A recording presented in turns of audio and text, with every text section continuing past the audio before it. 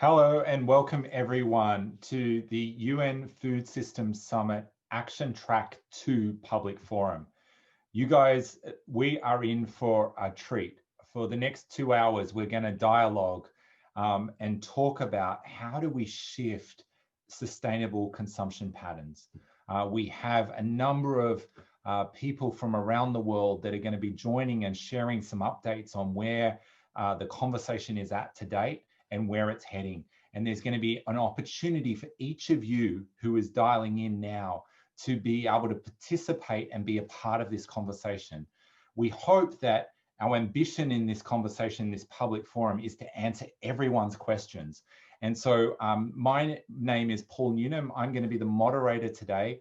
I'm coming to you live from Melbourne, Australia, so it's quite late for me.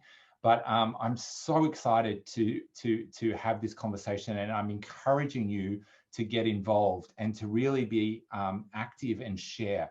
And so in the chat, we're going to be asking you, as the speakers are presenting, please put in questions. If we can't answer them online, live, we will answer them in the chat. And we have a range of people there to try and answer those questions. And no question is right or wrong. We want to hear questions. Even if we don't have answers, we will endeavor to get back to people and let them know. We're going to be live on Facebook.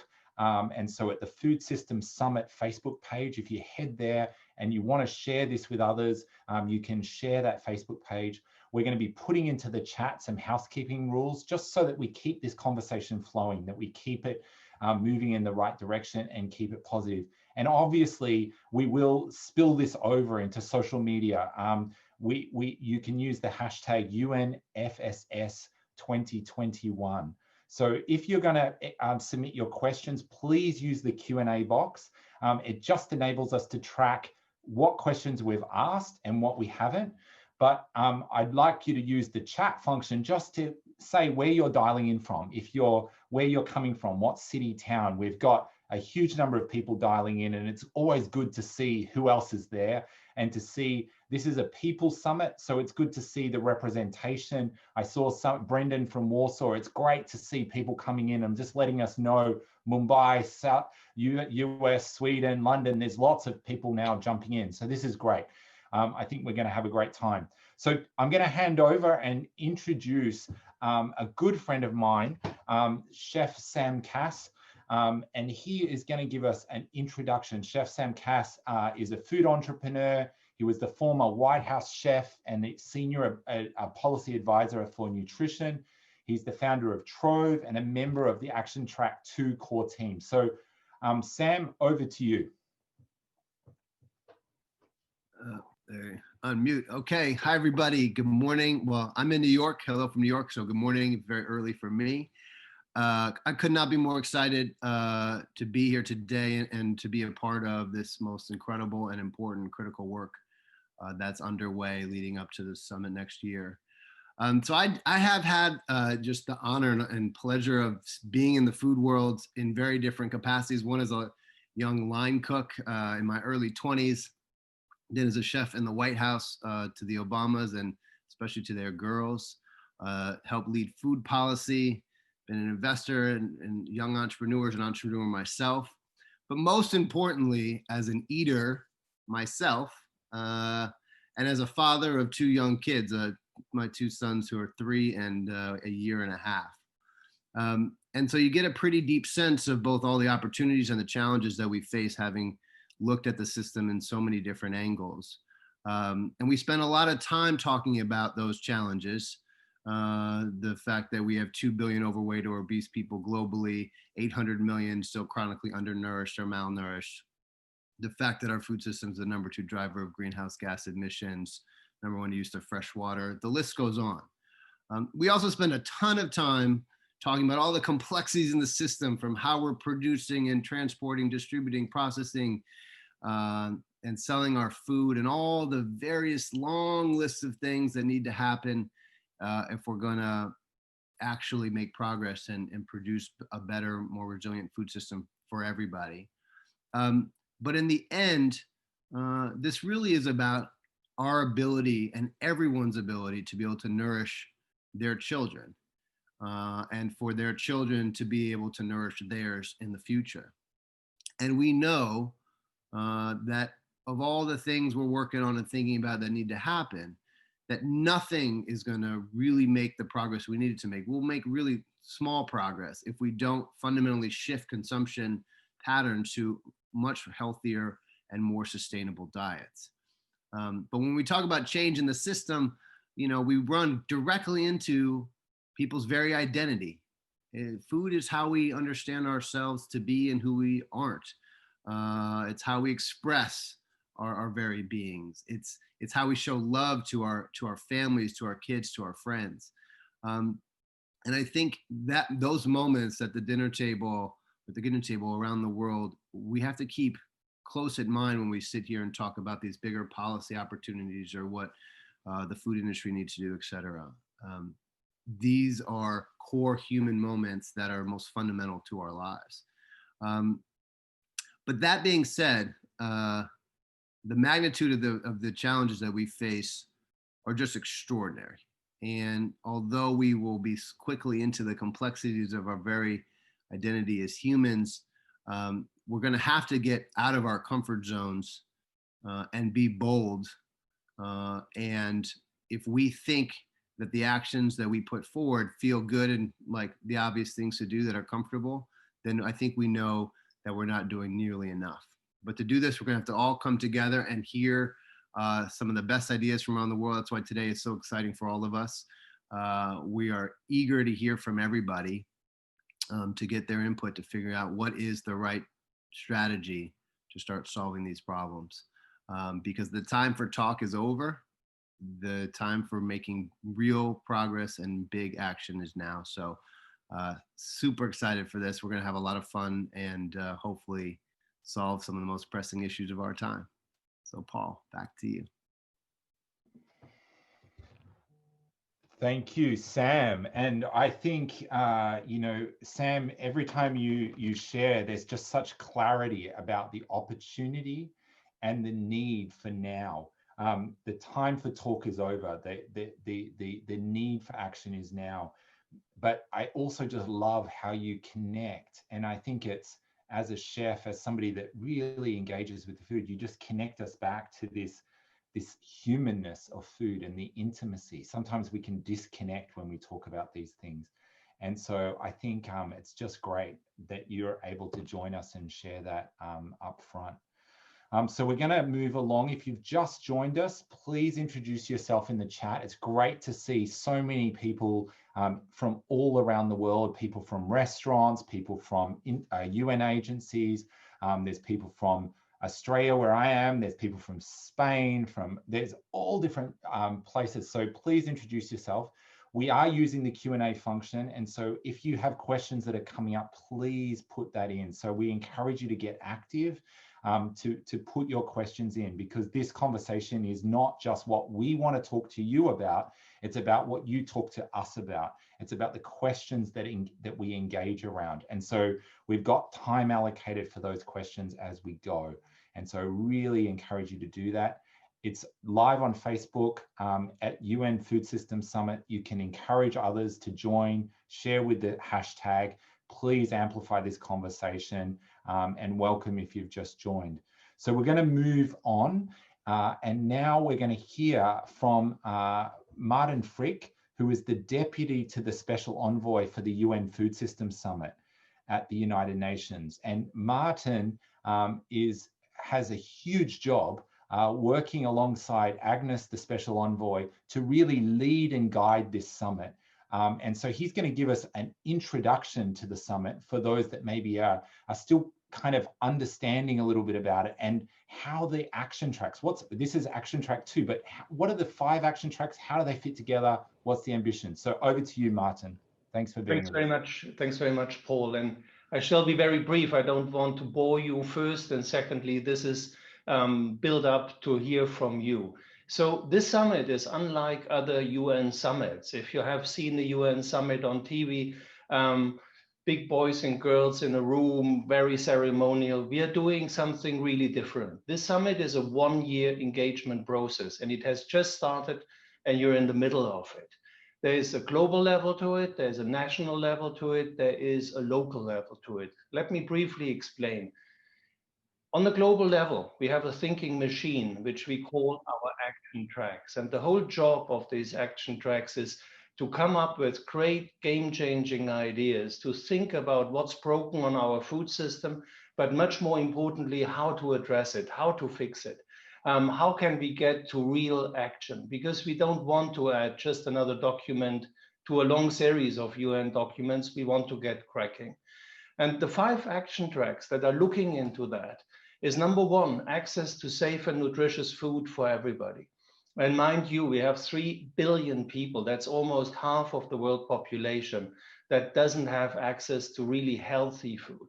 It's not only about calories, it's about what you put in your body to be healthy and not least resilient against something like a pandemic that is ravaging our planet currently.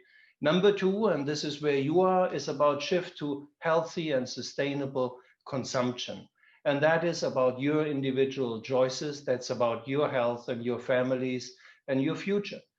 Action track number 3 is about a shift to nature positive production. And Sam, I was very attracted by what you said about the human quality. I have been helping building the narrative of climate justice that children are now chanting in the street. And to me, building climate justice actually means also supporting smallholder farmers and giving them the means and also the recognition for keeping our natural system intact, keeping our life support system working. Number 4 is exactly about that, about livelihoods. Again, 1 billion people working in the food sector. 2 billion people are dependent altogether from the food sector as a means of income. We need to get fairer. If you buy a cup of cappuccino and it costs you $5, 3 cents of it goes to a farmer. If you make that 6 cents, the cup is still $5. You don't even feel it as a consumer, but we need to push for that to be more inclusive.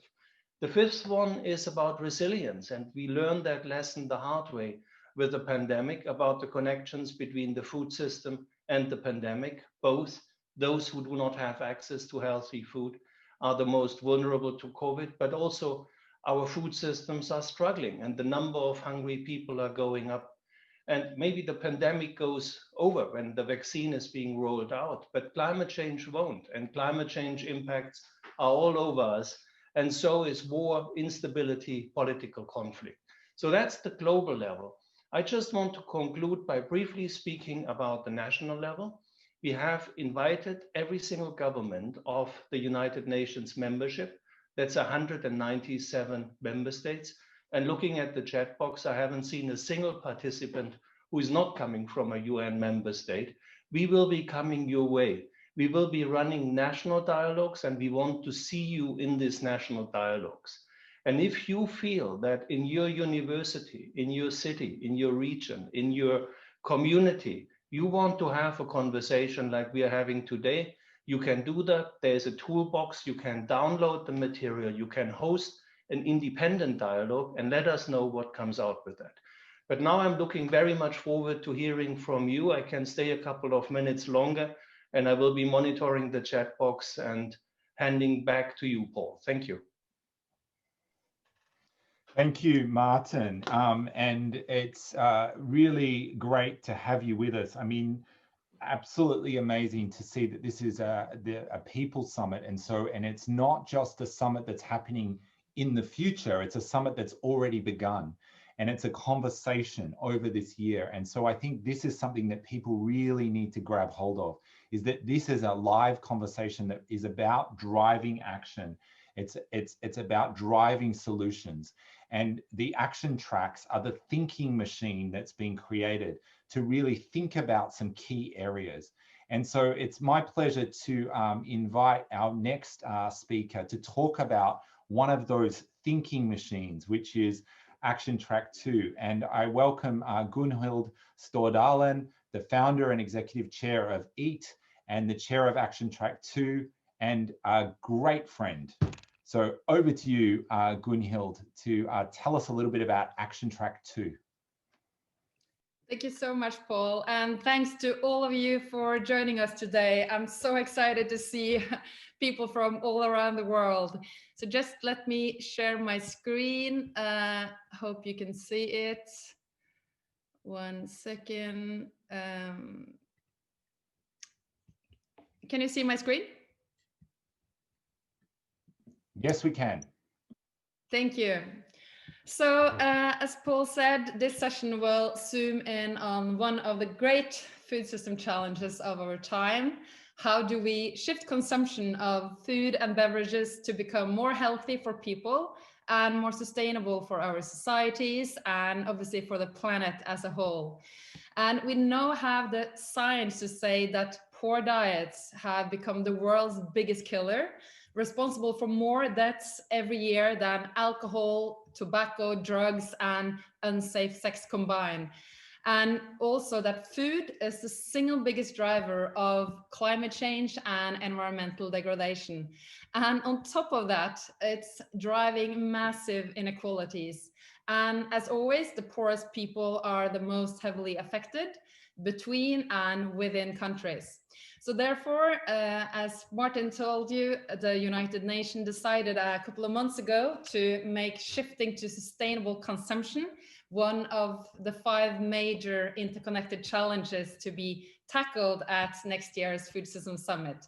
And I and EAT, the organization that I lead, were asked to lead in crowdsourcing and compiling a menu of credible, game-changing solutions propositions to tackle this challenge. So folks, this is why we, the Action Track 2 team, are here with all of you today. And actually, this is why we are all here right now, because we need and we want your help in delivering on this massive mandate and the huge challenge that we have been handed. And we know that the only way that we can deliver is by working together and with inputs from all of you. As I mentioned, what we put on our plates and what we waste are currently at the heart of our biggest health and social and environmental challenges. But if we ask where we are heading, if business as usual, unfortunately, that is not looking very good. These are the main findings from a brand new study by the Potsdam Institute for Climate Impact Research on the consequences if current consumption trends continue. And the researchers, they predict that the global demand for food will increase by approximately 50% between 2010 and 2050. And that the demand for animal products like meats and dairy will approximately double. And that is a development that requires more and more land, more water, at the same time emitting more greenhouse gases. And by 2050, they predict that more than 4 billion people, almost half the population, could be overweight, where 1.5 billion of these could be obese. At the same time, around 500 million people could continue to be underweight and hungry. And the reason for this is particularly due to unequal distribution of food in our world, and partially that people will continue to shift away from their traditional and not very processed and mainly plant-based diets towards much more unbalanced and Western diets where animal protein and sugar and fat will displace whole grains and pulses. And they are also predicting that food waste is going to increase dramatically. And combined, this will contribute to the environmental impact of our agricultural system and make that spiral out of control. Whether we talk about greenhouse gases, nitrogen pollution, or deforestation, we are pushing the limits of our planet and we are even exceeding them, while at the same time the global population may be both stuffed and starved. So there's the challenge. But the good news about worrying forward trend lines like this are that they are meant to be broken and they are meant to be bent in the right direction. And the good thing is that we also have the science to say that if we get it right on food, if we shift what and the way we produce it, if we cut food waste and loss, And importantly, if we shift our diets to eating more healthy, food can actually be the most powerful medicine for both people and planets. So in our action track, we have decided to zoom in on 3 main areas within which we want to generate and crowdsource game-changing solutions. And our action track reflects this triple focus in its design. And these 3 areas are food environments, about creating healthy, safe, and sustainable food environments to enable people to adopt and maintain healthy dietary practices. It's food demand, to improve the product experience of healthier and more sustainable food, and improve consumers' motivation and capability to make better choices. And the third is food waste. Food waste to halve food waste at food service, retail, and household level, and transitioning to a more circular food economy. And I'm humbled and delighted that Jian Yi from the Good Food Fund in China has accepted to lead on food environments, and that Daniel Vennard from the World Resource Institute will lead a charge on food demand, and that Yolanda Kakabadse, a distinguished global environmental leader from Ecuador, will lead on circularity. So they and the teams they lead of brilliant experts and doers from around the world will now be reaching out widely in search for the best ideas for game-changing solutions in these 3 areas. And this is where all of you come in. So please seize the opportunity today to get involved directly. Ultimately, we want the work we do in this action track to be translated into real action and impact. And here's an overview of the kinds of impacts that we are aiming for over the coming decade, and as a result of the Food Systems Summit, when we want governments and food industry and other actors to turn solutions and commitments into real action. So it's about enable and empower and motivate consumers everywhere to choose healthy and sustainable food. At a global level, curbing excessive consumption of animal-sourced food and reducing the consumption of sugar-sweetened beverages and unhealthy processed food, and halving food waste from food service, retail, and household, and shifting to more circular systems, and finally improving food safety, including tackling antimicrobial resistance. So here is our vision for this action track. By the time of the UN Food Systems Summit next year, significant momentum is underway to shift to healthy and sustainable consumption. We have an exciting menu of game-changing solutions for shifting food consumption on the table. A critical mass of governments, of private sector, public sector, and other actors are ready to announce significant, bold commitments to take action in line with such solutions. And thirdly, a global and growing movement of people everywhere are making changes in their daily food choices and are demanding action by governments and business to enable and accelerate healthy and sustainable food consumption by making that affordable, accessible, and not at least attractive and desirable. These are just some examples of what solutions could look like. They could come in the area of policy, in the area of food industry, in the financial sector, in civil society, or across all those. And for an example could be solutions focused on empowering women and girls in the food system or enabling innovations. And to give a concrete example in the domain of policy, a big solution could be that major food exporting and importing countries come together and agree to adopt full supply chain traceability to promote social justice in the food industry and protect people employed in the food system everywhere. So this would be a solution that would cut across several of the action tracks. And here is a simple visual to illustrate what success looks like for our action track and indeed the other action tracks. To generate game-changing solutions propositions and to turn them into real action on the ground, we need to mobilize critical actors and constituencies.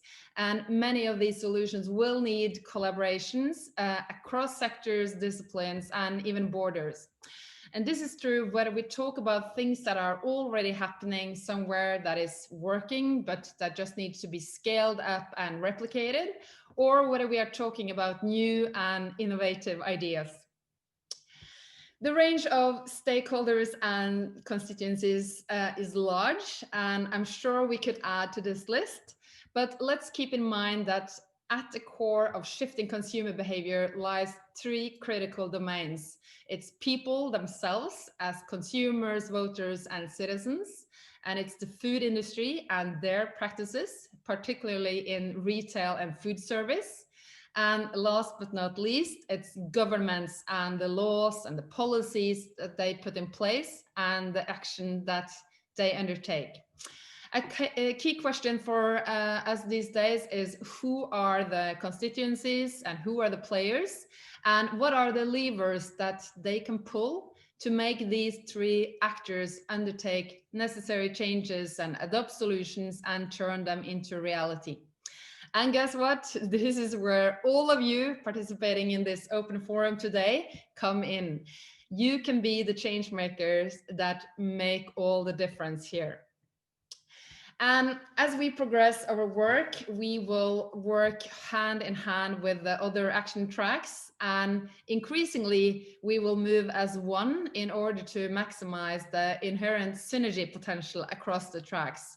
So we believe this is how our collective efforts can add up to a true agenda for food system transformation, and the process that will be able to generate such solutions and tools that can allow the world to make real progress towards the Sustainable Development Goals and the Paris Agreement over the coming decade. So thank you again for being here. I really look forward to the discussion. Over. Thank you, Gunhild.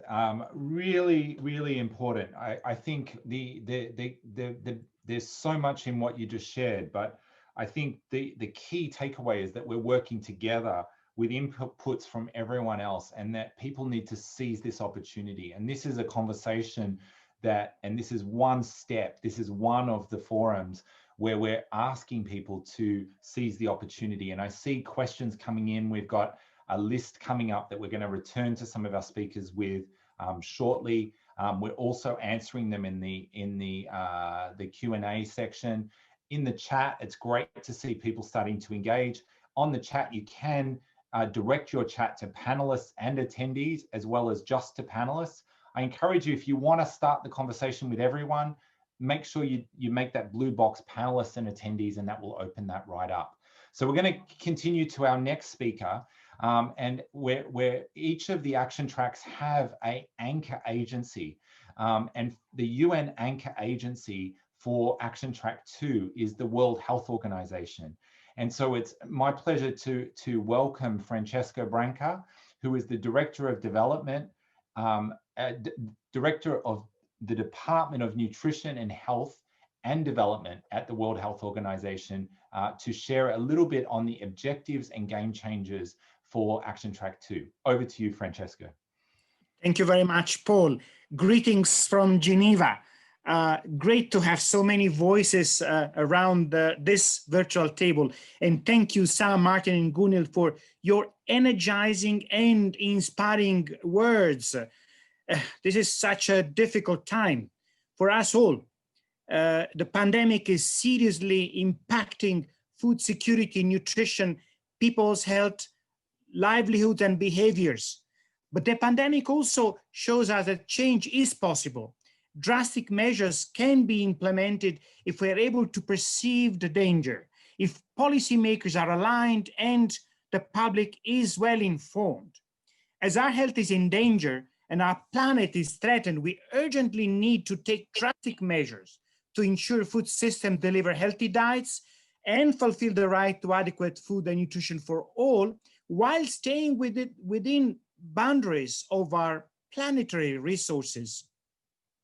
As you heard from Gunhild, by the time the UN Food Systems Summit in the autumn 2021, we want to have built significant momentum to shift consumption patterns with an exciting menu of innovative game-changing solutions, a critical mass of government, private sector, public sector and other actors ready to announce significant commitment, and a global movement to enable and accelerate healthy and sustainable food consumption by making it affordable, accessible, and desirable.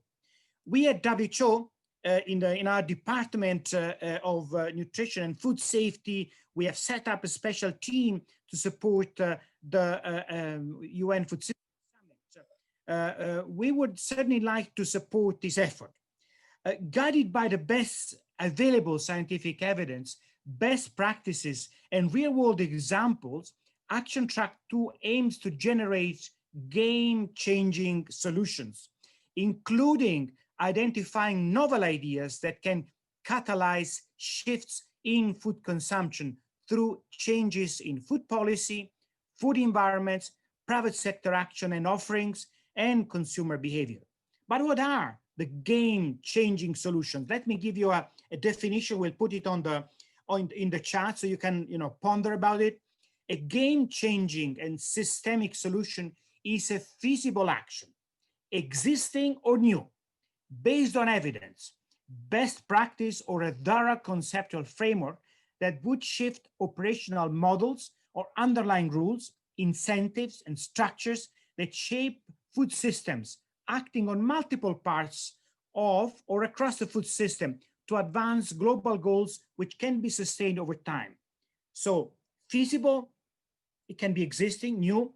We have to have a rationale, evidence, best practice, a conceptual framework, and it has to be able to make a change to rules, incentive, and structures across the complex gears that make the food system work. So to be game-changing, really, these solutions should, first of all, have an impact potential at scale. Then they should be actionable in terms of politics, capacity, and cost, and they should be sustainable so that they actually keep delivering until 2030 and beyond. We have also to consider the impact of these solutions on gender sensitivity and equity. So let me give you just 3 examples of such potential game-changing solutions. First of all, public food procurement. And public procurement of healthy, safe, and sustainable food products has really incredible potential to shift the demand and production towards healthy and sustainable food. For example, school health and nutrition programs, consider the fruit and vegetable schemes. The procurement of those foods can be linked to food suppliers, local producers and farmers, as for example, they do it in Brazil. Just to give you an idea of the magnitude of public food procurement, the federal expenditure for the US Department of Agriculture in 15 food and nutrition assistance programs totaled $92 billion in 2019. And even in the European Union, 86 billion euros are spent on public food procurement every year. So it's a huge potential. Second, food product reformulation, development and promotion of policies, practices, technologies that protect or add nutritional value of food. Think, for example, of what the UK has been able to achieve with a 29% average reduction in sugar content through the introduction of a soft drinks of an industry levy on sugar, specifically designed to encourage reformulation. And third, breastfeeding. Now you're saying breastfeeding? Actually, breastfeeding is the first food system. It might not strike you immediately as a game changer, but it is. The scaling up of adequate breastfeeding to a near universal level could prevent over 800,000 deaths in children younger than 5 years, but also 20,000 annual deaths from breast cancer in women.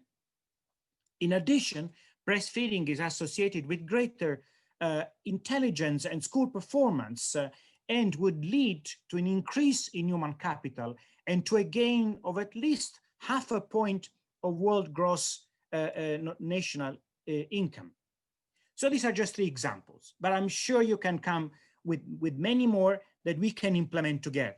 So I look forward to receiving your comments, suggestions, and fresh ideas. Be bold, be explicit, This is a space for frank and honest interaction. Thank you.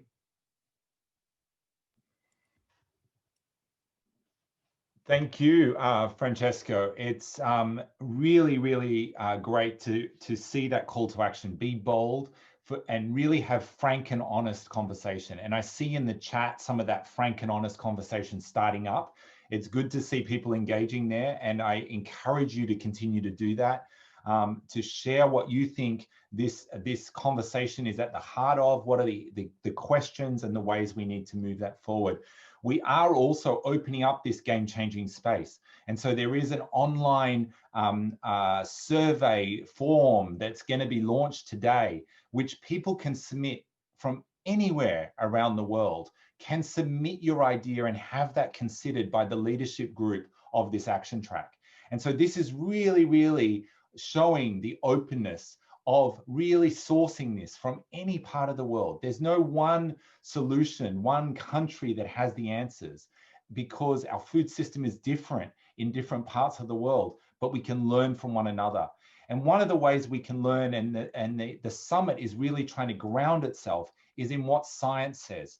Science is very important to guide us. And one of the key structures of the summit is the science group. And it's a pleasure to have with us today Mario Herrero Acosta, who is the Chief Research Scientist of the Agriculture and Food at CSIRO and the coordinator of the Action Track 2 Science Group. So I'm going to hand over to you, Mario, to give us some comments around what science is telling us before we move into a question time.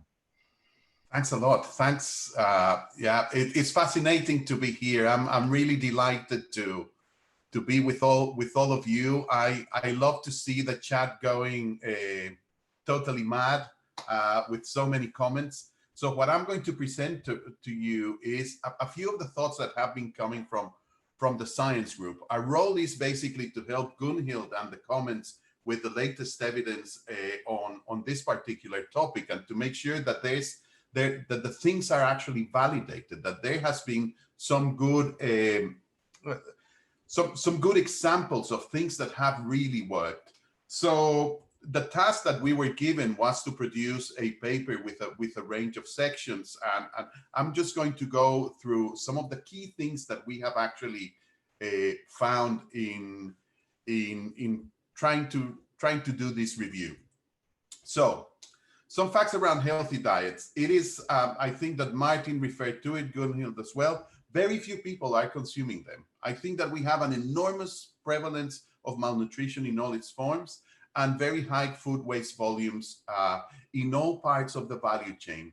You know, it's very interesting to observe that in low and middle income countries, waste is generated mostly at the farm level. But as we move into to OECD countries, it's really more at the retail or in the refrigerator, that chicken that we didn't use because we went out to eat one more night out. It's that kind of thing, but the percentages are very, very similar. So that's something very interesting. In terms of eating, according to dietary guidelines, we're not there. Only 28% of the countries are not meeting even the recommendations, and these are just for healthy diets. We're not even taking into consideration the sustainability aspects. 88% of the countries met no more than 2 out of 12 dietary recommendations. So we might be there, for example, for kilocalories, but we're not meeting our vitamin A's. We're not meeting the amount of fruit and vegetables that we need, and so on. The key here is, as I said, it's the low consumption of fruits and vegetables in many countries, and overconsumption of red meat, and overall an overconsumption of ultra-processed foods and beverages. And this is probably one of the key killers. Red meat might be necessary in some low and middle income countries, as well as the other animal source foods. Essential to have that egg in the morning for kids, essential to have that glass of milk, but certainly the ultra-processed food is an issue here. Main barriers, well, they're no secret. They're all related to affordability, availability, and accessibility. Martin already mentioned that 3 billion people that cannot really have access to a healthy diet. There's lack of availability of many foods, particularly those fruits and vegetables. It's not only that we're not eating them, but it's very difficult to source them in the food environments. The food environments are deficient to provide enough of these healthy foods that we need. And then there's the issue of power, the political economy. We have to do have a serious conversation across many parts of society on the power asymmetries of big companies in the debate on trade and on policy. This is essential. In terms of how of the role of diets for improving health, nutrition, and the environment, there is an enormous amount of evidence that diet is at the center of handling these 3 dimensions. And of course, it is a very, very attractive policy proposition. Imagining if by changing diets, we could actually lower health costs, improve the environment, then contribute to the greenhouse gas emissions from the Paris Agreement, trying to reduce them. All our biodiversity targets could actually be potentially met just by using consumption to stimulate the supply of healthy food. Of course, it has to be at the center of what we want for a healthy planet, for dealing with both human and planetary well-being. In terms of environmental dimensions, we tend to think about greenhouse gases, and we see that most of the studies have focused on the greenhouse gas question, with less studies on water use, cropland use, nitrogen, phosphorus, and biodiversity. Some of them are starting to emerge, especially in the last years. The Eat Lancet report and a range of others, more recent, have incorporated different dimensions. But this is still something that we need to really work out a lot more. In terms of alternative dietary patterns, there have been many studies testing from vegetarian diets, from Mediterranean, flexitarian, etc. Some of these diets are very good. Not necessarily all of them are healthy or sustainable. But what we can tell you is that the ones that meet the characteristics of being healthier and sustainable have the following characteristics: high in diverse plant-based foods, high in fruits, nuts, legumes, and vegetable consumption, low in the consumption of animal source foods, but requiring increases in fish consumption, and in many cases requiring increases in the consumption of these 2 foods, especially in low and middle income countries where the amounts consumed of these products are still tiny. Low in fats, sugars, and discretionary and processed foods. Interestingly enough, diet shifts only reduce the greenhouse gas emissions. So remember, this is one part of the equation. We need to also increase productivity, and in the order of 75% and so on, and reduce waste by 50% in order to really have the kinds of, in order to be in line with other environmental dimensions and the kind of future that we want.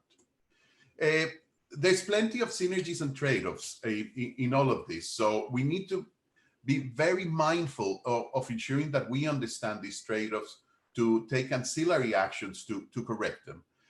If we manage to create this transition, it would be a fantastic achievement. It would lead to human well-being and planetary health.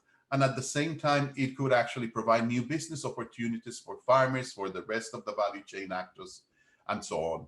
Still, we need to work on issues of affordability. There's a lot of people that cannot afford it. Availability, issues around food safety, poor food environments, trade and the political economy, which we've mentioned, and lack of political and ways of modifying consumption behavior, which is essential. There's so few options where there is robust evidence of how to change these behaviors en masse in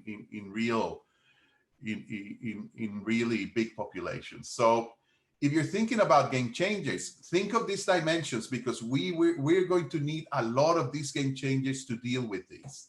And just to finish, as I said, in terms of the actions and solutions, we have evidence of about 25 different actions in six categories where there's evidence that they have worked. And these revolve around the economics and structural costs of food, shifts in the current political economy, education, which is fundamental, equity and social justice. We must leave no one behind in all of this. There are serious issues around equity, governance and decision support tools, and increased circularity. Thank you very much. Thank you, Mario. There is a huge amount to digest, pardon the pun, but there's a lot there to get our teeth into and really think about. And so thank you for sharing that. I see from the chat that this has been very appreciated, the science perspective. We're going to move to a conversation on questions, and it's great to see all the questions coming in, the conversation in the chat. It's really, really good. People starting to fill in the online form. Hopefully this is going to spill over into a conversation that happens on social media as well, and that continues. So I'm going to invite the speakers today to come back. We're going to have a small time of questions where I'm going to ask you to be very brief in your responses, so that we can try and address some of the questions that are here.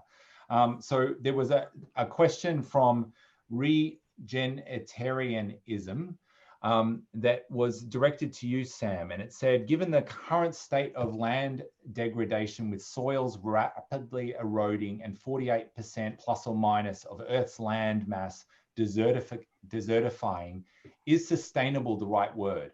What's the point in sustaining a degraded resource that needs to be restored and regenerated? What's your response? I think to the basic point that that you're making, I couldn't agree more. And I think, you know, our words matter for sure, and we got to work to get our words right. But I do think the magnitude of the challenges we face are so vast that moving in a more sustainable direction as we transition into focusing on a regenerative approach, I'll take all of it. I'll take all of the above, plus. And I just think we have to make sure that progress is so difficult. There's particularly on those issues, so many challenges, policy challenges, cultural challenges, investment challenges, that we need to just keep pushing in that direction. So I agree, we need to start rebuilding. In some places we need to fundamentally rebuild, in other places we need to sustain because it's doing not a terrible job. I think we should not spend too much time debating, the specifics of the word, but I think what the spirit of what you're saying, I couldn't agree with more. Thank you, Sam. And I think it's, the fact that we need to take it all. I think I love that. Okay, this one's a question from David Gary for Martin. So how will the discussions from the tracks and the dialogues come together at the end of the summit? What insights can you share around that? Well, thanks very much. On the previous point, building that new narrative that we need to move from sustainability to restoration, to move back to stay within planetary boundaries is really a key part of what we are doing. Now, to the discussions. These discussions will be moderated. And I've seen actually another question in the chat relating to the nationally determined contributions under the Unfccc process. We are trying to connect those. We are basically wanting that in the NDCs, in the climate plans of countries, food systems are finally getting the recognition that they need because they are so central for greenhouse gas emissions. And the national dialogue should do two things. One, they should bring communities together in countries and trigger action, like a new policy framework, an action plan, that kind of thing. But it also helps us gathering evidence, as we will have short summaries of these dialogues going into our central process. Now, these summaries will go into our action tracks to people like Gunhild and the team you see here to discuss also and to extract what can be done on a global scale. And ultimately, when we are building this new narrative around food systems and why and how they can be so central for the SDG agenda, your input matters. And that's not only the country dialogues, sorry, but also those dialogues that you independently organize, which I spoke earlier about. Back to you, Paul. Thank you, Martin. Yeah, no, absolutely. And this is no small job. So we're sending you lots of energy and lots of support as you bring this together. We have a question from a question/comment for you, Gunhild, from Ramani Widjasari Betoni. And so apologies if I got the pronunciation wrong. So the question comment, Gunhild, was, I guess from the three areas of action, the least controversial, i.e. where no one would be against it, have conflicting interests, would be that of food waste. Maybe what we need is a young champion, someone like Greta Thunberg, who could perhaps help to inspire young people all over the world to reduce food waste at a household level, but even to demand for it at a retail level. Do you want to comment on that, Gunhild? Yeah, thank you. That's a great suggestion. But just first on food waste being the least controversial, I really agree. It's the most low-hanging fruits in many ways. But in order to cut food waste and loss in half, we need much bolder actions from governments and food producers and distributors. And we also need more awareness and changes in consumer behavior, especially in high-income countries. So the suggestion on finding a young champion, a Greta Thunberg for food waste, is absolutely fantastic, because we see over and over again that young people are the first to adopt and drive change and the ones caring most about the future. And the suggestion of a young champion is already part of the plans, but not only one, because we really see that the success of this summit, making this a people summit, will have to include young people. So all the action tracks have a youth vice chair. All of them are really active, and we are now working with them to bring in other youth voices and youth networks. And I really think we need many more young champions for food waste and the other issues. And if you have ideas, people that could lend their voice and be champions, please send them in to us. So thank you. Thank you, Gunhild. And I think it's amazing just how there has been youth brought into all our elements. And we are going to hear from some youth as we go on in this conversation from the vice chair for this action track. So that's great. I've got a question for you, Mario, and I'm going to ask for sharpness of answers, because the questions are coming faster than I can read them. And so we want to really try and answer them. So this is a question from Marie Kosker from ACF. If power asymmetries, corporate power in food systems are a driver of unhealthy and unsustainable diets, as shown in your slide, how does the Food Systems Summit plan to address these? It's a big question too. Oh, it's a monumental question. It's probably the question that all the action tracks are asking themselves. It's actually not a new one. It was well dealt with the Lancet Commission on Obesity. And, you know, it's really all about dialogue and really understanding what their policy asks are.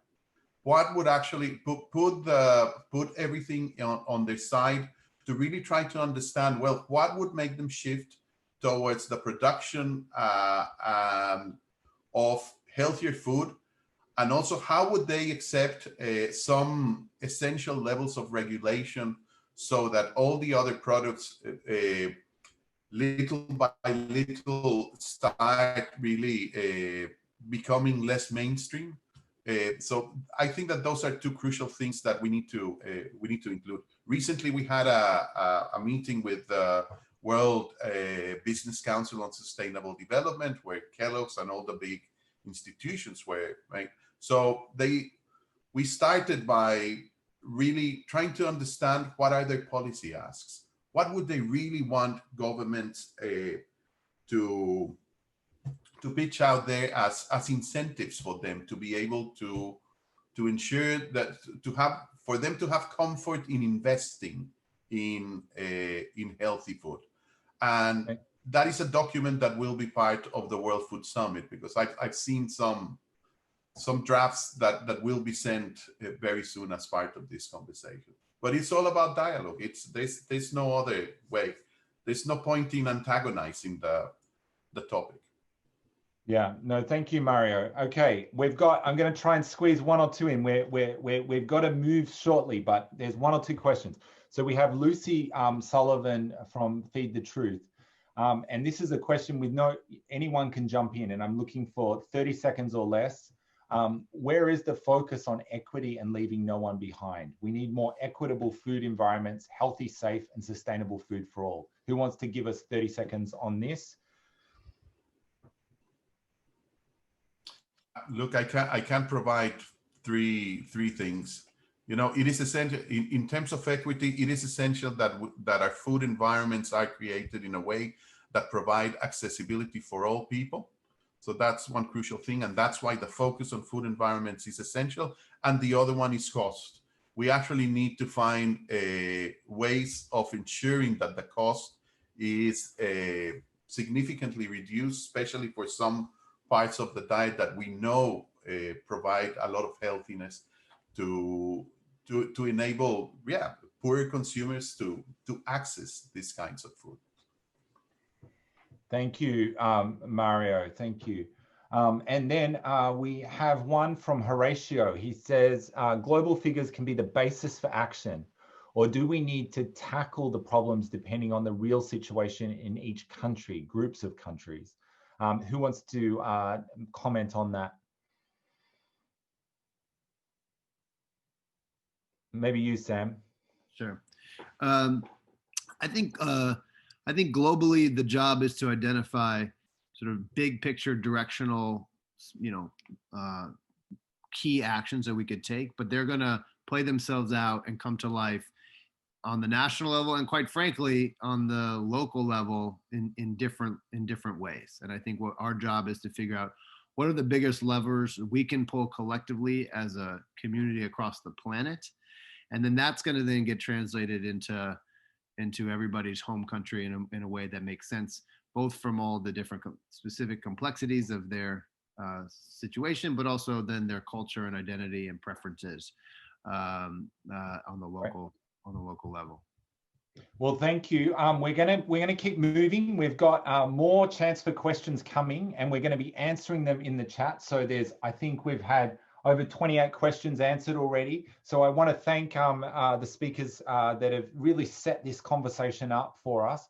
We're now going to dive into the work streams. So Gunhild shared the structure of Action Track 2 and some of the work streams.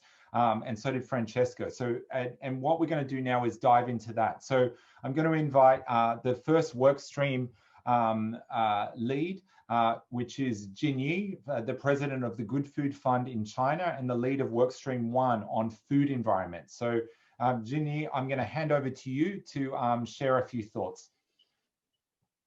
Thank you, Paul. Thank you. Hi, everyone. Greetings from China. My name is Jian Yi, and I run an organization called the Good Food Fund in Beijing. We focus on food system transformation in China. We regard the UN Food System Summit as an unprecedented opportunity to connect the dots in our food system and finding game-changing solutions. But how much we can really achieve depends on what we do and how we do it. The workstream 1 on food environments, which I'm working in, is extremely important. I have the privilege to work with a dozen of top experts from across the globe on this work stream. As we all know, our food environments are not always benevolent. Create food environments that enable people to adopt and maintain healthy and sustainable dietary practices is very, very crucial.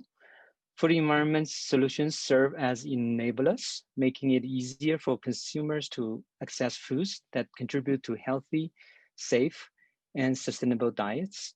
by ensuring that such foods are available and affordable.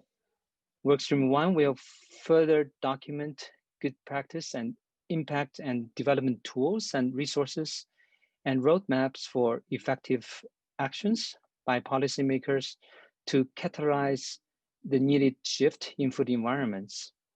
And we also collect voices from consumers, regulators, tell stories of good practices and make a case for those stories. It is important for food environments to build values and emotional connections for those changes to happen. Governments need to own the food environment. Governments have a critical role to play in setting the appropriate economic and political incentives for food industry to do the right thing, while also regulating and disincentivizing harm-seeking profit. So Workstream 1 will develop scoping reviews, analysis of potential impact, case studies, costing exercises, model policies, and policy briefs on public policies and roadmaps for their implementation to create environments that support healthy, safe, and sustainable consumption. This work will be supported by and complementary to the development of guidance from UN agencies. And at the Workstream 1, we have identified two major areas of efforts to improve food environments. Number one, public and media environments. And number two, market and dining environments.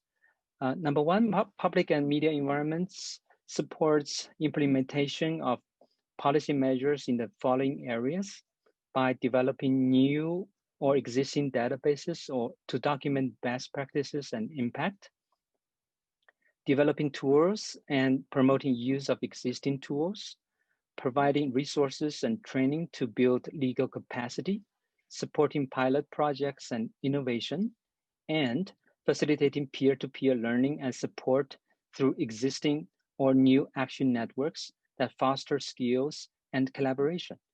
And the second area we identified is market and dining environments. In this, Workstream 1 will expand adoption of policies to create food environments in retail outlets and eating out of the home sector, including street foods that promote healthy and sustainable consumption. So there's a lot we can do. Really excited to be part of this workstream. There are a lot of work to do. So this is an invitation to all of you. There are many connections between the three workstreams as well. So we as the workstream teams are here to help and facilitate this process of finding game-changing solutions to support a shift to a more sustainable consumption patterns. So please let us know if you have any comments and suggestions. Thank you. Over to you, Paul. Thanks, Jian Yi. And really, these work streams are designed to be a support mechanism. I think that you really captured that well. And so it's really important that this is not a conversation just with the support mechanism, but it's a conversation with everyone. And so I see the chat is continuing to go. Questions are still coming in. We have many to still cover. And so I really want to encourage you to put your questions, your comments. Just be aware this is also being streamed live on Facebook. It will be recorded and so will be available for sharing, and there will be some reporting coming out of this. So, you know, people are paying a lot of attention to the comments, the questions, and trying to really glean the information. So we are trying to answer as many as we can, and we'll continue to keep moving. So the work stream 2, I'm going to now invite Daniel Vennard. Daniel is the director and founder of the Better Buying Lab and the Cool Food Pledge at the World Resources Institute. And he's the lead of Workstream 2 on food demand. And so I think this is going to be a really key conversation around this overarching topic. So over to you, Daniel. Great, thank you, Paul, and a pleasure to be here and speaking with you all. So as Jian Yi talked about, we know that central to adapting demand is shifting consumption environments. But in addition to that, we also know that there are some key barriers that we need to overcome with regards to consumers. and how they think and operate with regards to healthy and sustainable food.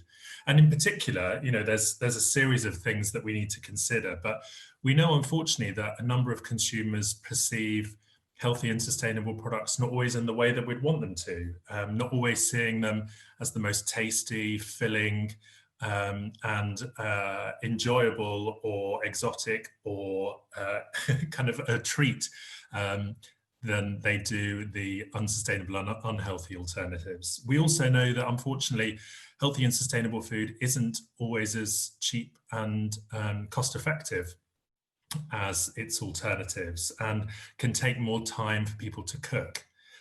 We know the area of social norms is very important to how people make their food choices. And again, unfortunately, there's often some barriers that get in the way for people from a social norms perspective. So, for example, just on the topic of getting folks to moderate their meat consumption, we know that actually meat is still seen as aspirational and a central part of a plate of food. And folks often struggle to think about entertaining and catering without meat. And even, interestingly, gender can get in the way. So men typically perceive meat as being central to their image of masculinity. And lastly, on skills, we know that cooking sustainable and healthy food isn't difficult, but actually many of us grow up around the world knowing just a handful of recipes. And if we're really going to be able to get folks to be able to cook and prepare such food, we really need to help evolve skills and knowledge in this space. And so really this action track, workstream 2, is focused on improving two central areas to tackle these barriers. The first is improving the product experience of healthier and more sustainable food. And secondly, it's about improving consumers' motivation and capability. So under product experience, you know, what we're really looking for is ideas that help improve the quality, the taste, how filling, the price, the value perception, the convenience of these foods. You know, so ideas that we're looking to gather are ones around product reformulation, you know, chef training programs, you know, looking into the conversation around food tax and subsidy, but also looking at new and innovative products. And the second area that we're really interested in ideas on is those associated with helping build consumer motivation and also their capability. So within this area, it's about improving consumers' skills, building emotional associations, evolving these social norms, and enabling folks to set goals that inspire them to eat in this way. So, you know, we would love ideas around campaigns to improve knowledge, emotion, evolve social norms. How can we mobilize communities around consumers to help facilitate this choice? Can we build cooking and skills program? How can we get this topic into medical curricula? And what's the role of labeling? So we're really keen on ideas on this space. And I think just my last slide is that one of the areas is, as you kind of hopefully share fantastic ideas with us, is we're keen to consider the role of information in driving this, but we do recognize within the behavioral science literature that information will only take us so far. Typically when consumers, we all go into a shop, we're very busy, it's a hectic experience, we're faced with thousands of choices. And in that context, we know that giving detailed information, either at home or even in the store, typically doesn't translate into folks making those sustainable choices. So willing and very excited to hear your fantastic ideas to help us move this forward. Thank you. Thank you, Daniel. It's so important that we do look at the issues, but we also look at how people behave. And I think behavior is really critical, because I think, as Sam introduced right at the beginning, you know, food is something that we come to. It's part of our identity. It's part of how we engage. It has connections to our culture, to all different elements. And so behavior around food and how behavior is engaged with is really critical. So thank you, Daniel, for leading in this space, and thank you for what you share. I'm sure there's going to be some questions coming soon. We're going to now bring in our third work stream lead to talk about food waste. And so Yolanda Kakabadse is a member of the Champions 12.3, which is an initiative which really looks at SDG 12.3. She's the former president of WWF International and the former Minister of Environment from Ecuador. And she's the lead of Workstream 3 on food waste. So Yolanda, over to you to introduce what you're looking at in this workstream. Thank you, Paul, and good day to everybody. After many years of experience in working with citizens, with societies from all over the world, the opportunity to work on the impacts of food waste is just great. And I think that it's the citizens who are going to make a real change. It doesn't matter how many public policies we have, if there is no energy coming from the bottom, if there is no drive from citizens, there will be no real change in the short time, and we don't have that much time.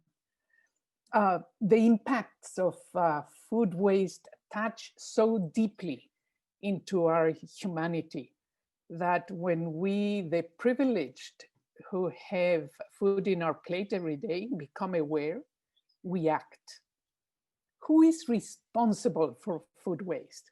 We, the eaters. And to reduce waste, we need everybody's participation, especially when we become aware that 1/3 of the food produced in this planet never reaches the consumer. That's crazy. And why do we link it to sustainability? Because it has an impact on biodiversity. It has an impact on water and soils, on climate crisis, on poverty, on discrimination, on security, and on ethics. And we are all linked to one or more of these concerns. So how can we achieve sustainability in the consumption patterns? Number one, by learning more about the problem, by individually changing our behaviors, by having local authorities propose and support actions and solutions that change the game, by having national and global leaders design public policies, listening to the consumers, by working with the private sector and the research community to catalog alternative uses and alternative markets for commonly wasted materials. But also, we want to work with pilot cities, and we have already chosen a few that will become the center of knowledge and sharing also. Bangkok, Belgrade, Bogota, Doha, and Kampala. One of the tools that this workstream will use is one that has been produced by Champions 12.3, which is target, measure, and act. This is an approach that has already proven to be very effective, and it's working in many countries and cities around the world. But what is important also is that in addition to countries and leaders in policy making, the companies, the private sector coordinate and contribute to these solutions. The work streams need support from consumers. Your experiences and your success stories are useful because they can be replicated. We will try to avoid reinventing the wheel. Good ideas need to be copied. And as we speak about food bank, we should also think about materials banks, where we can all share experiences and allow other organizations and individuals around the world to use the same ones so as to be more effective in the funds that we have available. So we count on you on every one of you and your experiences. Thank you. Over. Thank you, Yolanda, and please stay on. We're going to invite back the workstream leaders and maybe a couple of others from our panel to answer some next group of questions. This is where we're starting to really dig into some of the key issues, and it's good to see the chat is continuing. Please use the hashtag UN FSS 2021 and get that out there. There's a conversation going on Twitter. I can see my Twitter's blowing up and there's lots of people responding and engaging, which is really, really great. So we've got a bit of time for questions, but I'm gonna just first quickly, there was a question that was for Francesco from WHO, and he had to step to another meeting, but I'm gonna invite Lena to join us back. It's a question from Herbert Smorenberg. And it's the question is, the European Union launched its farm to fork strategy. It proposes mandatory labeling as one of the measures to help consumers making better / in brackets healthier and more sustainable choices. And it's organizing stakeholder engagement to respond to this proposal. However, should the EU not propose a more holistic approach in which mandatory front of pack labeling is one aspect, but would also include financial incentives, disincentives, marketing restrictions, reformulation targets, etc. So Lena, can you give us a brief answer or response to this? Thank you, Paul, and thank you also for that question. I hope you can hear me right.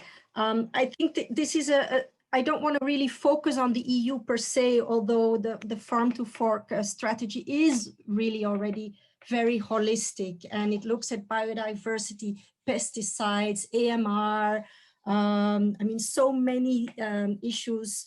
The issue is that there is not a single solution to the problem, and each member state or country needs to define a package that will work in the specific context. That's also what member states are always saying. Well, we need to have the freedom to decide what's working best in our context, whether a geographic context, political, socio-economical context. So yes, where the EU can, for example, not push certain things to member states because they are owned at national level, each member state should really look at what is working for me. We need labeling, we need maybe taxation of unhealthy foods, we need to make sure that in public institutions there's healthy diets. So let's decide what's the package in the national context. And for that, you need the evidence, you need the national groups of academia to work together, you need the feasibility studies, like France has done, for example, for the front of pack labeling with the Nutri-Score. They've done all the studies and then proposed this to the government. And that's why everybody needs to work together, because you need the academics, you need the private sector, you need the government, you need the citizens to also understand, so that there is not a resistance. So, you know, not a single solution, yes, holistic, and it's for countries to really decide what's best for them. Over. Thank you, Lena. Very, very good, comprehensive answer, and thank you. This is a really key question that comes up often in discussions. This is a question from Victoria for you, Daniel. Any thoughts on how food consumption is driven by marketing from food companies? How can we nudge people towards more conscious eating when they're bombarded by marketing? So over to you for a 1-minute response, because we've got the questions keep coming and I need to keep us moving. Sure. Yeah, so I think if we set ourselves the challenge of reframing how people consciously and unconsciously shop, my sense is that we're probably setting our bar too high. I think rather what we need to do is recognize how people shop today and begin to design interventions that work there. So in the context of that, you know, what we know is that the shopping environment is critical, because that is really the primary driver of almost the more unconscious habits.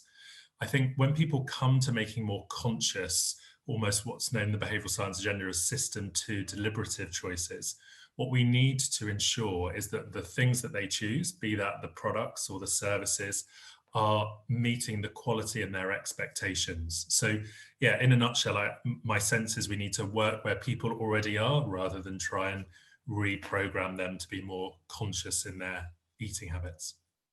Yeah, no, thank you, Daniel. So over to Yolanda, we have from Ike.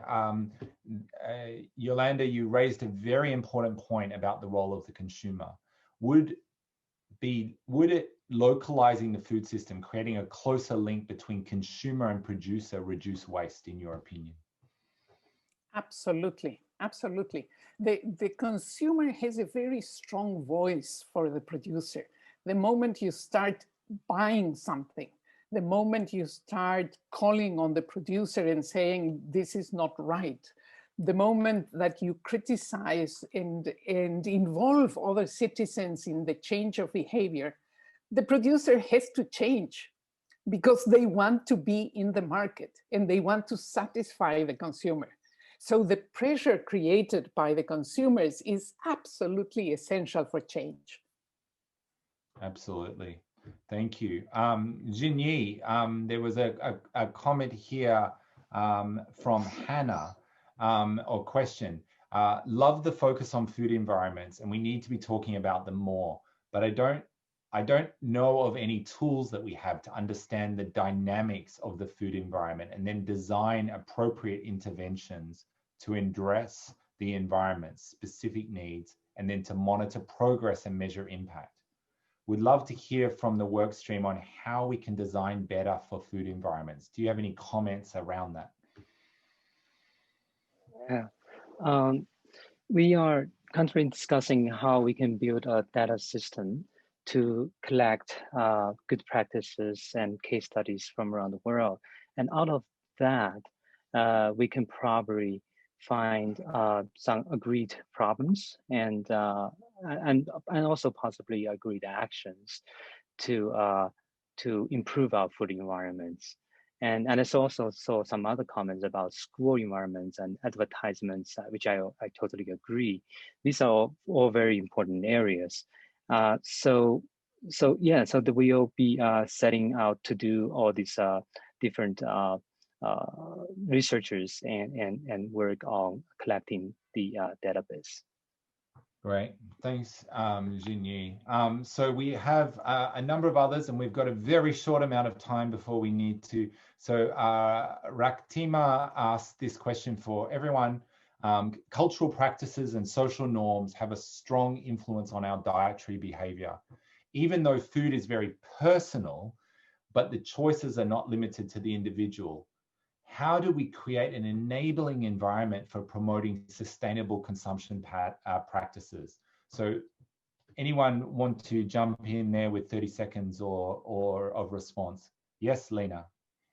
Yeah, I think that's a great question. And that's why we should really not avoid using that. The malnutrition problem, for example, is a lifestyle problem. It's not always just a choice of people. Many people in this world don't have a choice, don't have the luxury. So the food environment, the policy environment really must nudge towards being able to have people make the healthy choice and that people can have access to it. I think that's key and we shouldn't forget it. Thank you. Did anyone else want to jump in on that and make a comment? Yeah, I just add that every one of us had different levels of control of what we can have on our plate.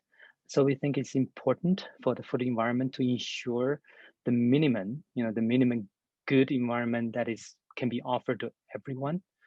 Because as Lena said, not everybody is privileged enough to make all those choices. So sometimes it's just the end product that is offered to us. Absolutely. There was a question from anonymous attendee. I'm not sure if that's a new name out there, but there's an anonymous attendee. How are global food companies responding to Action Track 2? Unfortunately, this move to sustainable diets will eventually fall to them, but only if there is a real consumer pressure. Is there a fear of greenwashing? and just sticking an accreditation on their foods to fulfill Action Track 2. Maybe Yolanda, did you want to jump in on that one? Sure. I have already seen many companies changing. And as I mentioned before, good companies and visionary leaders want to stay in the market. They know that if they don't have consumers that are supporting the changes of trends and practices and production patterns, they will have to just shut the door. Yeah. There, of course, there will always be a potential of greenwashing, but we shouldn't focus on those, because they will also have to change when they see that the transparent ones.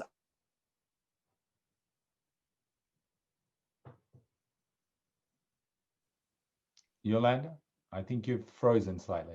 Yeah, the greenwashers will have to change when they see that the transparent companies are getting the best out of the market. Yeah, absolutely. Thank you, Yolanda. Daniel, did you want to make a comment on that before we move forward? Yeah, no, I think it's a very good question. For me, it's always it's a case of balance. I mean, central to much of the food system around the world is the private sector and industry. So engagement is critical. And I know a number of large corporates and small ones, small companies are strongly committed to this agenda. So we do need to work with them and enable it. But there is often in the almost the operating environment of the food system, there's these kind of embedded norms and practices. For example, you know, the way that our supermarkets are laid out, or the media environments that we're in, that really need transformation if we're going to get to some of the more systemic issues. And I think that is probably over and above the remit of a specific company and starts to move into the policy agenda. So for me, it's not seeing it as one or the other, but really thinking about how both can work in union. Yeah. Well, thank you. We're going to keep moving. We're going to now, so thank you to the leads of the different work streams. It's good that now people are aware of what you're thinking about and working on. And I know that there's going to be people sending ideas through. They're going to be using that form and giving you game-changing solutions. So it's really, really, really critical. And we thank you for leading this space.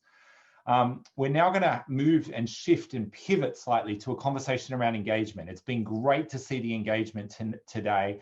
There's lots and lots of energy in the chat. There's lots of really thoughtful questions coming. And I think it's about hearing from everyone and really having those voices. And so I'm going to now invite Lasse Braun, who is the Global Director of 50 by 40 and the Civil Society Lead for Action Track 2, to give us a bit of an overview of the Action Track 2 engagement. So over to you. Thanks a lot, Paul. Hello, everybody. It's a pleasure to be with you today. I want to start by just sharing a few thoughts about the overall thinking of civil society engagement and overall engagement, and also talk about a few concrete action points we want to take forward. But first, allow me to take you a few years back to Paris in 2015. So the Paris Agreement taught us that the key to global collaboration lies in ensuring that all voices are heard. And the Paris Agreement would never have been a reality. You can ask Christian Figueres about that, without having science, civil society, business, and all other non-state actors working really closely together. And we're trying to learn from this because the Food Systems Summit is on the magnitude of a Paris Agreement.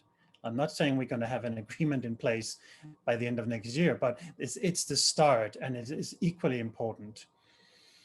And in order to take those steps forward, we will have to be doing a lot of listening, really listening to all stakeholders. And from civil society perspective, it means that we will be engaging with all relevant sectors to ensure that inclusion and equal access is a reality and not just a token. And that, of course, also means moving beyond linguistic barriers and establishing consultations in numerous languages and not just in English. So that's one of the key points we'll be taking forward. And it's also very important for me to ensure that there's a real global north-south balance, and that we can ensure that we elevate fairness and equity and address, like has been pointed out by some people in the talk in the chat box, address the cultural and the regional differences. From my perspective, we have to have a bottom-up approach that meets the global top-down decision. Otherwise, the summit would simply not be a success. And also, that's also very relevant to what Martin Frick pointed out earlier, that we need to engage with the non-UN countries as well. We cannot have a UN food system summit without talking globally. So we need a global approach. So civil society, we represent millions of food producers, consumers, and voters across the globe. And we're going to be focusing on many different aspects. One of them is, of course, around a just transition of the food system and how that pertains to climate change, socioeconomic development, and importantly, the revitalization of rural economies, because what it all comes down to is people like us eating food that is produced by farmers, and how do we make that work really, really well. Essentially, everything in between the farmer and the consumer is just, you know, systems and issues that are making this whole global food systems work, or sometimes not work so well. So how could we build those stronger connections, like Yolanda also pointed out? Some of the concrete things we want to be doing is that we will be having some food system dialogues organized by civil society. You know, we'll be familiar with the food system dialogues that is curated by David Navarro. There will be the official ones, but civil society will also be holding one specifically to have some of the deep conversations about the global engagement. We're also planning to set up a global civil society forum prior to the pre-summit that will enable all stakeholders who otherwise wouldn't have such a great opportunity to really voice their concerns or their support or come up with all the great ideas in advance of the pre-summit, where a lot of things will kind of be tied down, a lot of critical pathways will be laid. And I think one very important thing overall for the Food System Summit and between the different action tracks will be in relation to the trade-offs between the different action tracks. And I think civil society also needs to be working very strongly on that and ensure that from our perspective, the trade-offs are reflected in the work we do as well, and see how that can be juxtaposed with the official trade-off conversations and making sure everything is properly aligned. In other words, we need to make sure that consumers, voters, and activists are speaking the same language. So that was just briefly on that. We don't have so much time, so I'm going to keep it short, but it was just me setting the scene here. But what is really important is you listening right here today, the ones who are going to be watching this video in the days and weeks to come. The important thing is really you and your input, because you, the people around the world, are the ones we here in this forum are working for. We work for you to make the food systems work. So we need your guidance and your thought leadership and your support to make this happen. I look forward to a dialogue. Thank you. Thank you, Lasse. And it is about you. There is a lot of engagement still going on. The survey, so there's a question from Susanna Brown, which is, what is the deadline for filling out the survey? And I just want to say the answer to that is that it's going to remain open throughout the summit process. But we encourage you to complete it ASAP. And we see that many of you are already doing that. And so we thank you for sharing your ideas.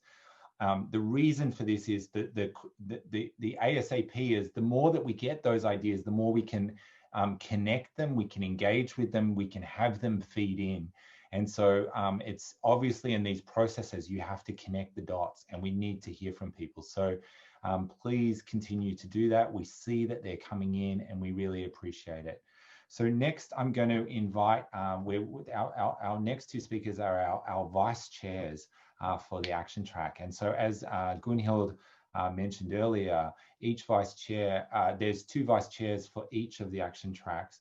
And the first one we're going to get to talk on public engagement is our youth vice chair, Lana Weingarten, who is the Deputy Director of Partnerships at the International Youth Climate Organization 0 Hour and the Vice Chair of Action Track 2. So over to you, Lana. Thank you, Paul, and thank you to everyone joining us. It's amazing to see so many comments, so many questions, and so much engagement already as we're going into this topic. I'm just going to bring in some more concrete action points as Lasse was describing them, aside from our civil society engagement, we will also be having engagement with the private sector that will be inviting in Action Track 2, and we'll be going about that through a business panel to make sure that there is not influence from one business, but rather have a panel to hear from across businesses and have dialogues and action coalitions and award that we'll be talking more about later, as well as showing when the right practices are happening, using that as an example.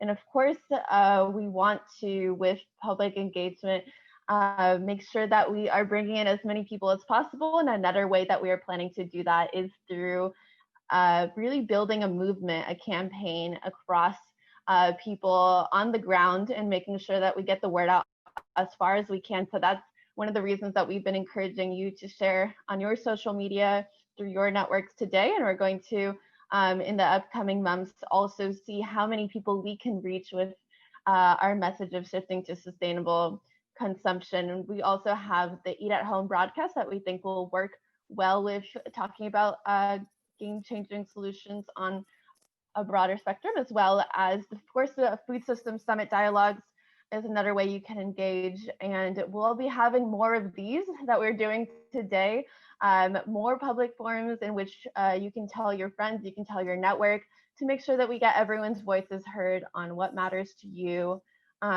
what your priorities are.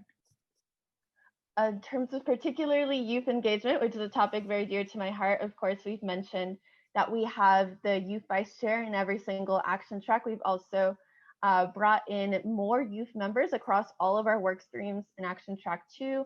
We'll have a particular youth forum, and we'll also have youth dialogues. I know some people have been asking about young adults and children and young people. So that's another way we'll be particularly focusing on that. As Lasse mentioned, we are very excited to hear from all of you what your priorities are, and that's the reason that we are here today, right? We want to hear what your views for game-changing solutions are, and we want to incorporate that into the action track moving forward. So really excited to just jump into the conversation as we're all here to do today.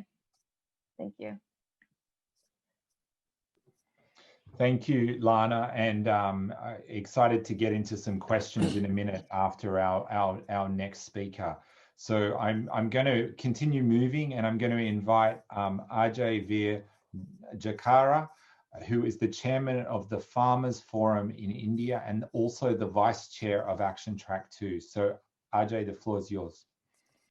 Thank you, Lana. That was really great. The points you put in. So I, as a farmer, am the vice chair for Action Track 2 on sustainable consumption, and I'll also be coordinating with Action Track 3 on boosting nature positive production. As a farmers organization, we've always complained that farmers have not been at the table when policies are made, when food politics plays out. So I think this is a unique opportunity that the Food Systems Summit has recognized, has a farmer here, and I think it's a great responsibility to deliver.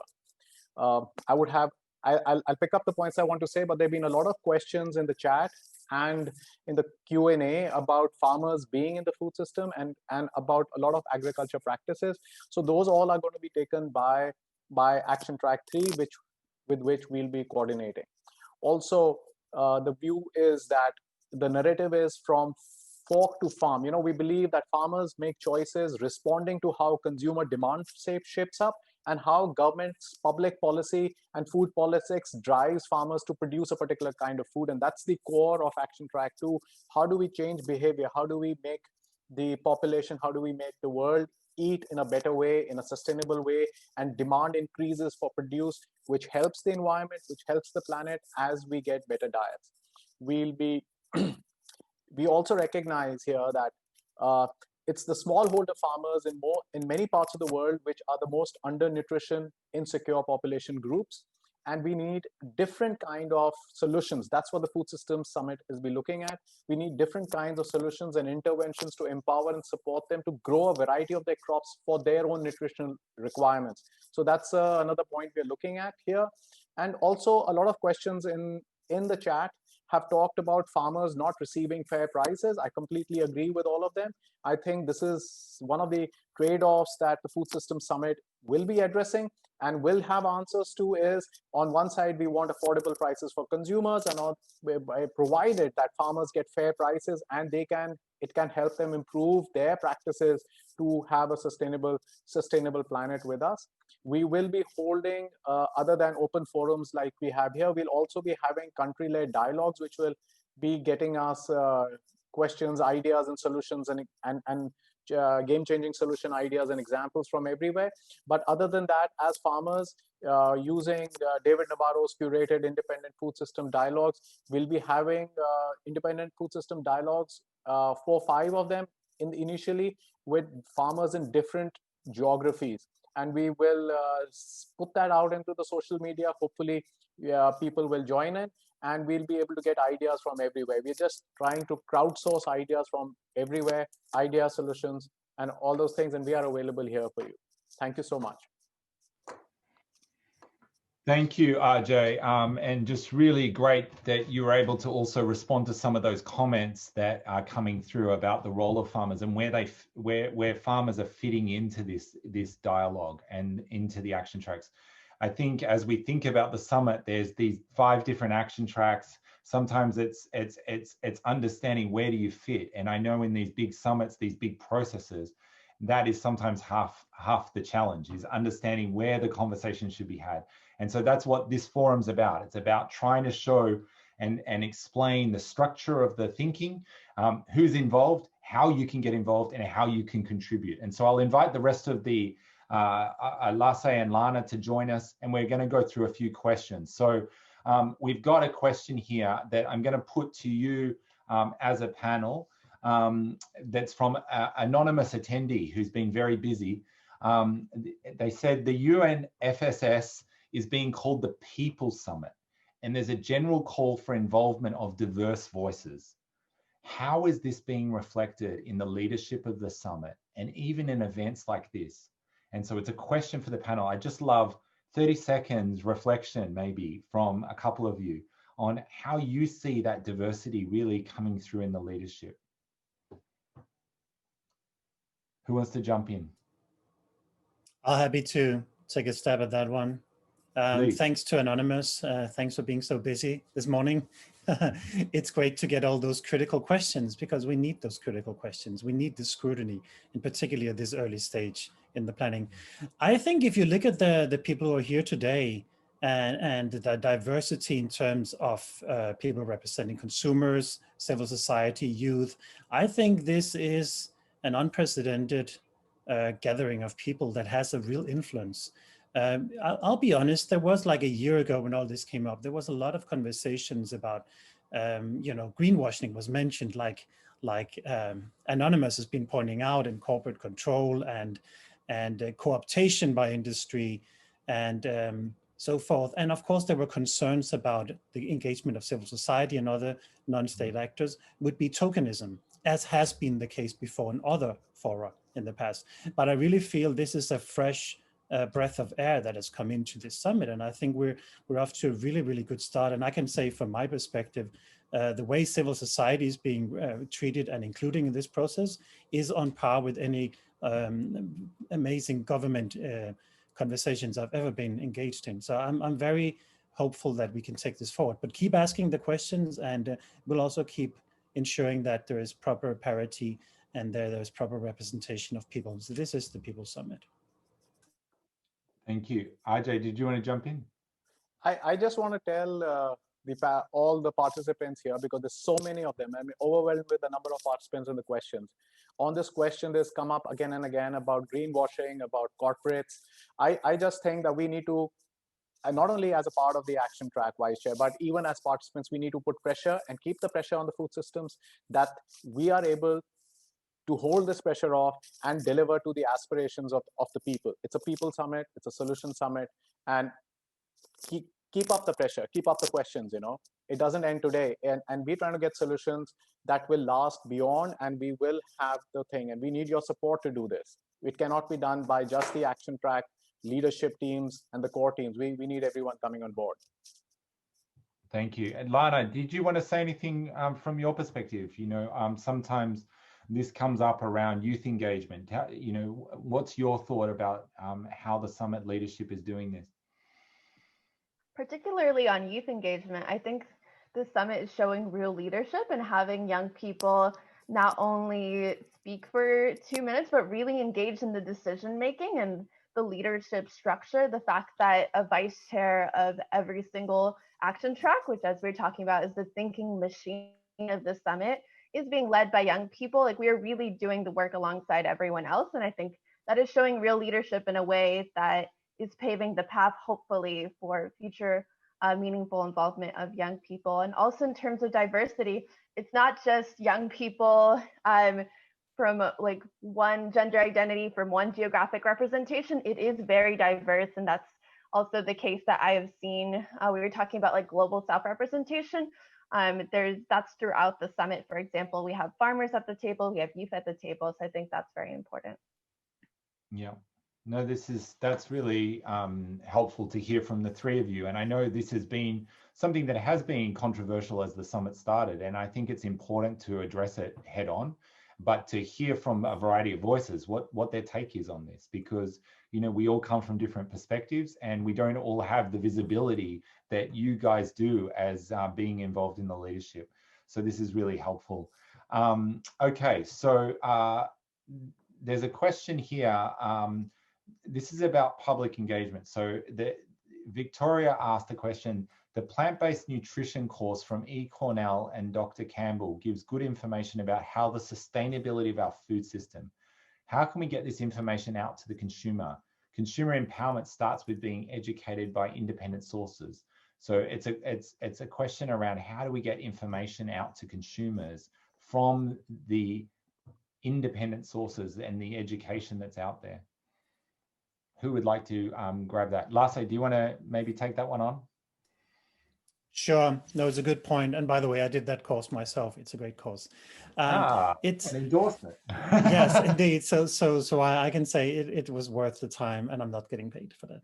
I think it's a good point, and I think basically we need to socialize knowledge, right? And that is why we're sitting in this panel here, and we're trying to make these connections today. And as I said in my introduction talk, this summit is about you, and we're working for you. We're just getting stuff done that you want us to do, right?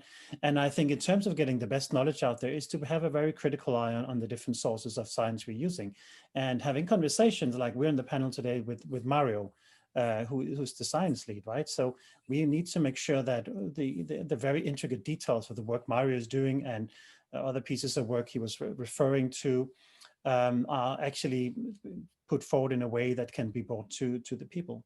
And that also very much comes down to the work of Daniel, right? Daniel, who's leading on how to engage the consumers and make this very complex, incredibly complex work accessible to people.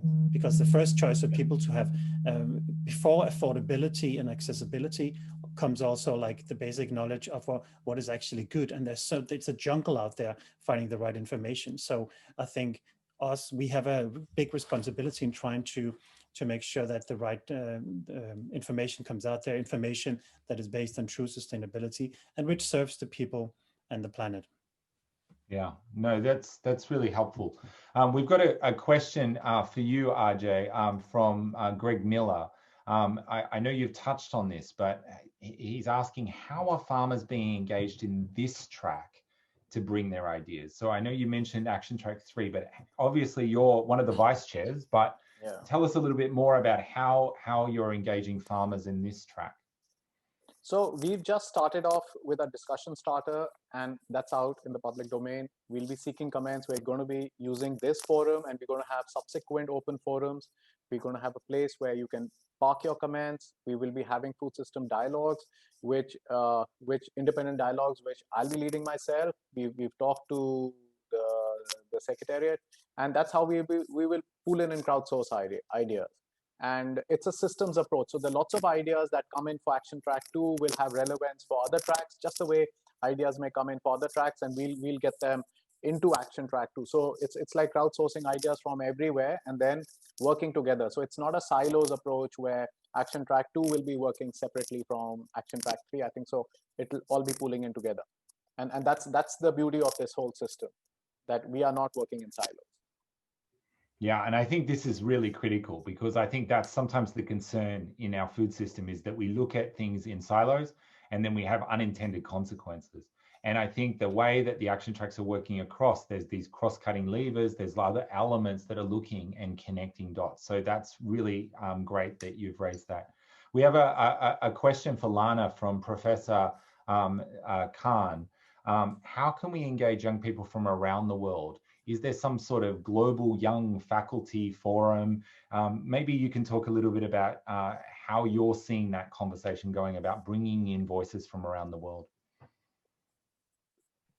So I'm definitely not old enough to be part of young faculty anywhere. And I think in general, we're aiming for people a little bit on the younger side than that. But we also are open to engaging young people through universities, for example. So that could include like master's and PhD students, which would be a little bit on the older side as well. Or through schools is another great way to reach young people around the world. Of course, there are already youth-led mechanisms, like youth-led organizations, I think are a great way to get directly to young people and make sure you're hearing the voices of young people themselves and not just people who speak on behalf of young people or care about young people.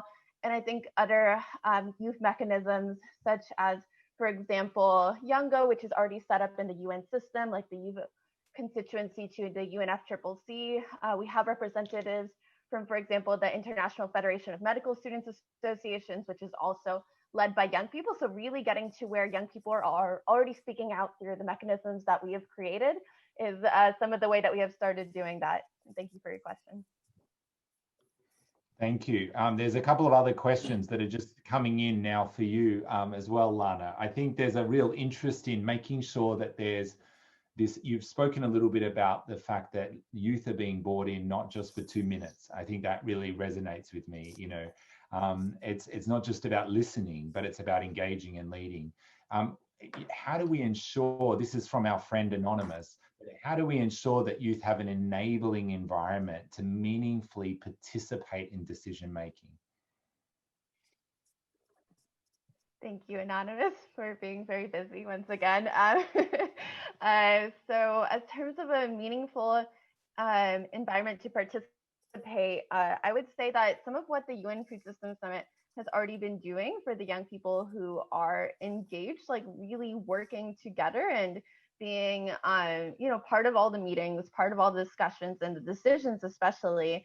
And then in terms of bringing in more young people, I think we are incorporating their voices into the feedback, I think is where the meaningful engagement line is really drawn for me. There's having young people speak and being like, okay, young people have a voice, or okay, young people are in the room, so they have a seat at the table. And then there is, okay, this is what young people say, therefore we're going to incorporate that into our actions, into decisions that are taken. And that's where I see it going into the meaningful territory.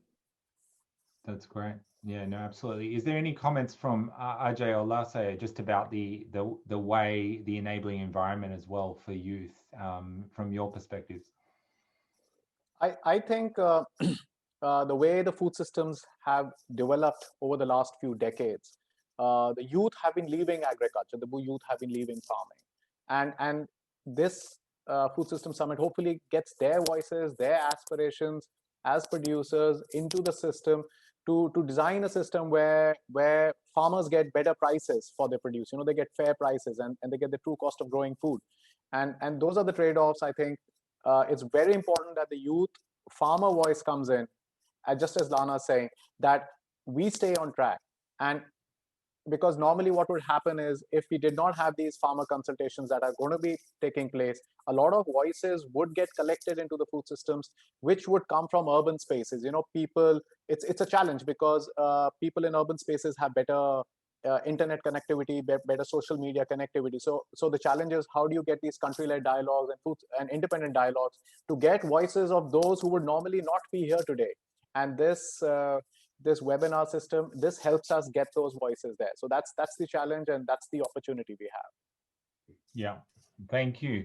Well, we're coming to towards the end, so I just want to thank you guys for being involved in the engagement process and really trying to ensure that there is that diversity of voices, and for your honesty and just really reflecting and trying to answer some of these questions. I know this is going to be a process, and there's going to be more questions, and there's going to be more chance to answer them. So this is the beginning, but I just want to thank you for your contribution today. So as we go forward, I suppose I just want to, as we start to come to the end, I just want to raise, if you are on this and you are wanting to be involved, there is ways you can get involved by submitting your game-changing ideas, attending other public forums that are happening for other action tracks, for Action Track 2, being a part of the dialogue.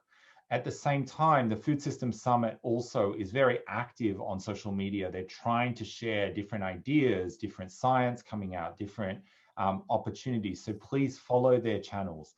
They're either Food Systems on Twitter, I think, or UN Food Systems. And then also, really, there's also this opportunity to sign up to be a food system hero. Many of the people here are food system heroes. And what does that mean? It means that you're advocating where you are for a better food system. And so this Food Systems Summit has the ability for you to sign on, and then you can get information sent to you, actions, ideas, as the summit's continuing, to participate and be a part of it as we take that forward.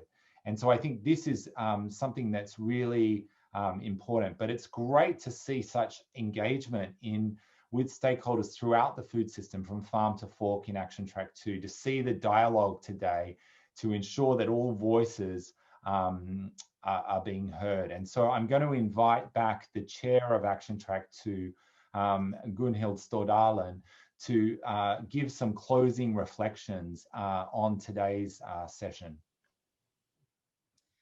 Thank you so much, Paul. And thanks to all of you. I mean, what a session we've had. So much knowledge and so many amazing and important inputs and suggestions and ideas, and some really excellent questions. We've counted some 117 questions in the Q&A box, and obviously many, many more comments. To me, I mean, this just reinforces how important you are, how important open forum like this is. And rest assured, we will capture all your feedback and questions, and this will really help us shape and refine this action track as we move forward towards the summit.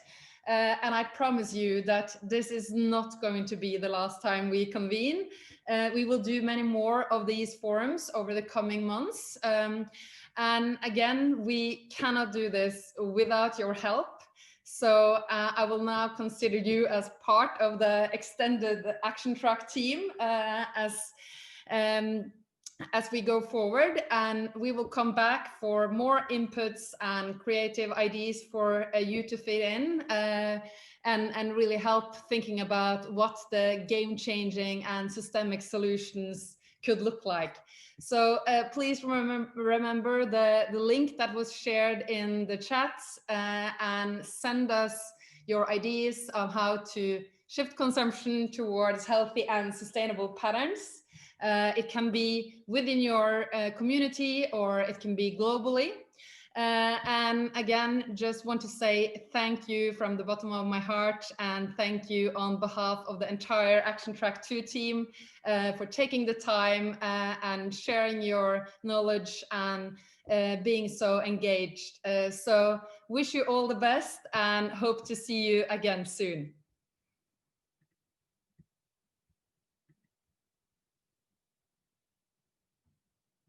Bye-bye.